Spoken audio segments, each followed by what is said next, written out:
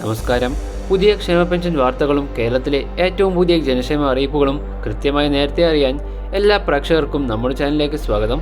സംസ്ഥാനത്ത് വലിയ പ്രതീക്ഷകൾക്ക് വഴിവെച്ച silver line പദ്ധതി പുതിയ UDF സർക്കാർ പൂർണ്ണമായും റദ്ദാക്കി. ഭൂമി ഏറ്റെടുക്കുന്നതുമായി ബന്ധപ്പെട്ട എല്ലാ ഔദ്യോഗിക വിജ്ഞാപനങ്ങളും റദ്ദാക്കിയതായും സമരവുമായി ബന്ധപ്പെട്ട കേസുകൾ പിൻവലിക്കാൻ കോടതിയിൽ സർക്കാർ ശുപാർശ നൽകുമെന്നും മുഖ്യമന്ത്രി VD സതീശൻ അറിയിച്ചു.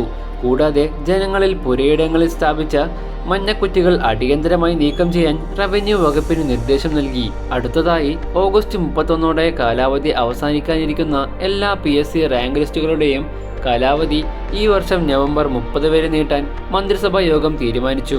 PM കിസാൻ, KCC വായ്പകൾ, കാർഷിക ഗോൾഡ് ലോണുകൾ, വിള ഇൻഷുറൻസ് തുടങ്ങിയ ആനുകൂല്യങ്ങൾക്കായി കേന്ദ്ര സർക്കാർ കർഷക ID നിർബന്ധമാക്കിയിട്ടുണ്ട്. കർഷകർ ആധാർ കാർഡ്, ആധാറുമായി ലിങ്ക് ചെയ്ത മൊബൈൽ നമ്പർ, കരമടച്ച receipt, ration card, bank passbook എന്നിവയുമായി അക്ഷയ കേന്ദ്രങ്ങൾ വഴി 2026 മെയ് 30 രജിസ്ട്രേഷൻ പൂർത്തിയാക്കേണ്ടതാണ്.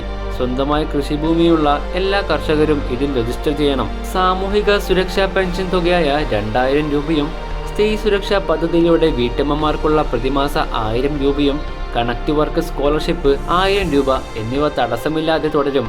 മെയ് 25 തിങ്കളാഴ്ച മുതൽ ഈ ധനസഹായങ്ങൾ ബാങ്ക് അക്കൗണ്ടുകളിലേക്ക് എത്തിത്തുടങ്ങും.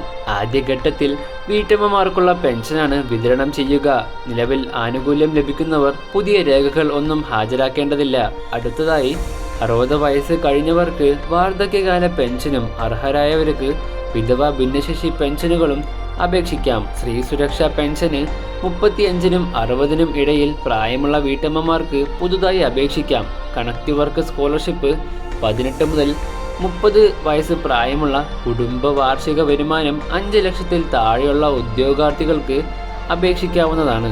മെയ് മാസത്തെ റേഷൻ വിതരണം ഇപ്പോൾ തടസ്സമില്ലാതെ നടന്നുകൊണ്ടിരിക്കുന്നു. തുടർച്ചയായി 3 മാസത്തിലകം റേഷൻ വാങ്ങാതിരുന്നാൽ മുൻഗണനാ കാർഡുകളുടെ അതായത് BPL, AAY പദവി നഷ്ടപ്പെടാൻ നിയമപരമായ വ്യവസ്ഥയുണ്ട് ഇപ്പോൾ. അതുകൊണ്ട് തന്നെ എല്ലാവരും റേഷൻ വാങ്ങിയെന്ന് ഉറപ്പുവരുത്തുക.